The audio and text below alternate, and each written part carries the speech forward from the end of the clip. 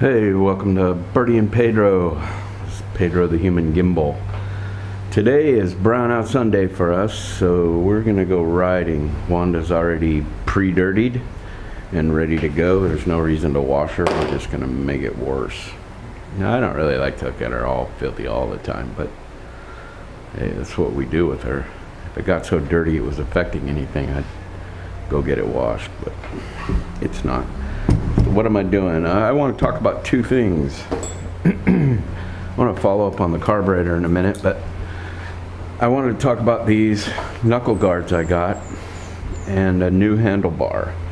I bought the knuckle guards because I really wanted them to serve a purpose, and these are just, I know they say a service on them, but they're really just cheap Chinese eBay specials that I bought off somebody who bought them off eBay and then sold them to me in the Philippines. So I had them installed, and I was starting to put them on, and I don't know why I did it. Actually, I think it was just kind of on a whim, and there was a motorcycle store across the street, and I needed some new hand guards, which nobody in my little town had any decent ones. So I ended up with two purple, the only rubber grips in town. Everything else was aluminum, made for these TMX race bike. I got these two purple hand grips because they were the only ones in town. Purple or yellow, I don't know. I went with purple. They're placeholder hand grips till I find the ones that I want. And anyways, when I went across the street to buy those, I saw the bar and I looked at it. It was a fat bar and it had extensions, and I just thought it would be easier if I was going to make all these mods. I didn't want to do them on the stock parts because I want to put them back on if and when I ever sell the bike. So I got the handlebars. They were 14 bucks, 700p, and they're fatty bars, so they're fat down here, and they came with some extensions. I had no intention of doing it. I didn't see a need for extensions, but I honestly do not regret putting that on at all. The extensions are a terrific thing, and they're only an inch, but they make such a difference. And I set the handlebar up as I learned on YouTube, where I learn everything and have for 20 years, and I set them straight up and down, this portion straight up and down, perpendicular to the ground, and boy, do they make a difference. They're like half the weight. That steel bar is like a dumbbell bar, the stock bar, and you could work out with it. And these things are so light. It's aluminum, and I just love it. And the reason I say these things are cheap, I know for a fact, because I have a bad habit of letting my, when I drive on the highway, I have to stay so focused, narrowly focused on what's going on because of dogs, cats, old people, young people, kids, stupid drivers, selfish drivers, and so it's I don't get to see anything. So when I'm up in the mountain riding the dirt bike, I like to just do the whole look around, and man, bam, ran right into a coconut tree. It's not the first time, won't be the last. And I just hit it right here, and bent the shit out of it right away. And I wasn't far from home, but this was compressed.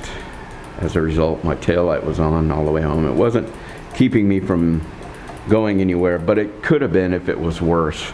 So you have to carry this with you. I suppose it served its purpose, but I think a set of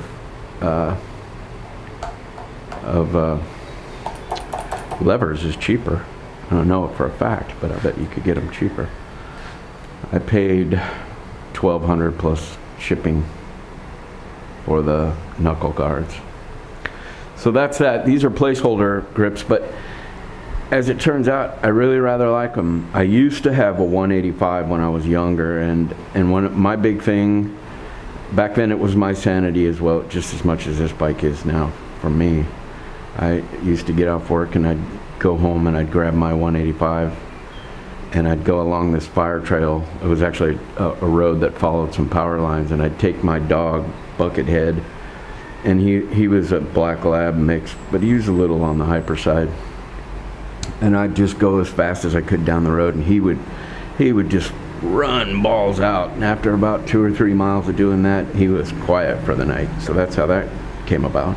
But I have this set of grips, and it has this bump right here, and the grips were not perfectly round. They had a little whatever, it was like teardrop shaped, and I just love it. These have them too, and I forgot how much I love that. You can just kind of hook your fingers on it, and it's really nice. So I'm hoping that I can find a black set of something a little better than these. These were $4 or whatever.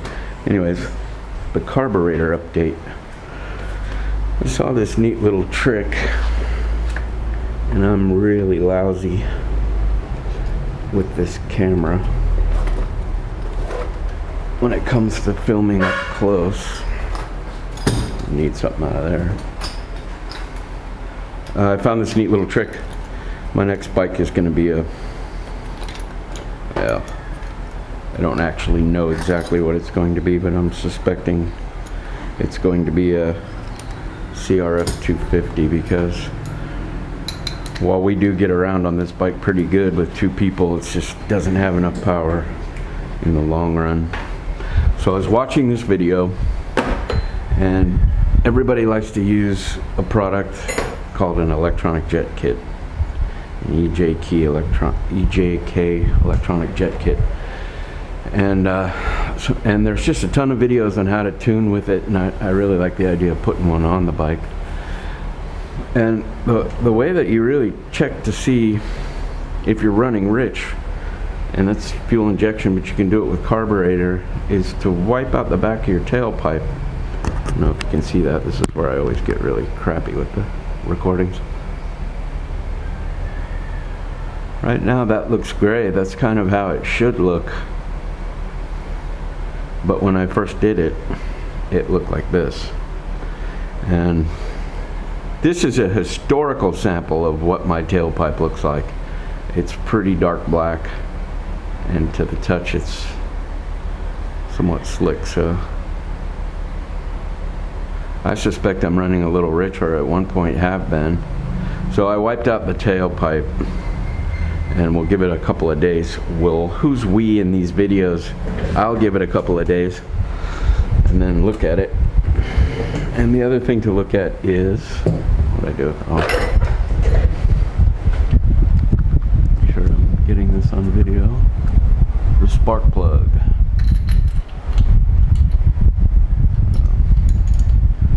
Have a quick look at the spark plug. And I'm going to replace this next week with an NGK CPR9 SEA9 spark plug, which is made for highway riding, which means it runs a little cooler.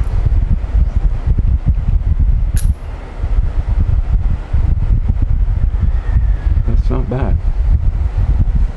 It's actually kind of what you want to see.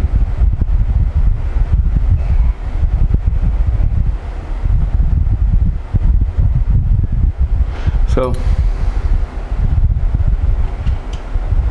next week I'll put the new spark plug in, and we'll check that. I'll check that after a week and see how it looks. I suspect it's running rich because I stopped in a 7-Eleven and walked away from the bike, and then I heard a backfire. Now, there were 20 other Chinese motorcycles present at the time, and it could have been any one of them. But if that's the case, this bike is new enough that it's certainly not the valves. And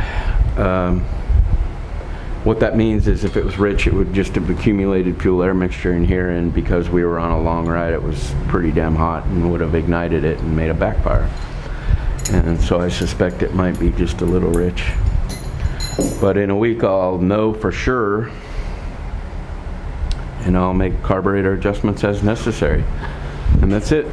Today we're off to Moal Boal because of the blackout, because why wouldn't you? So enjoy riding and enjoy your bike.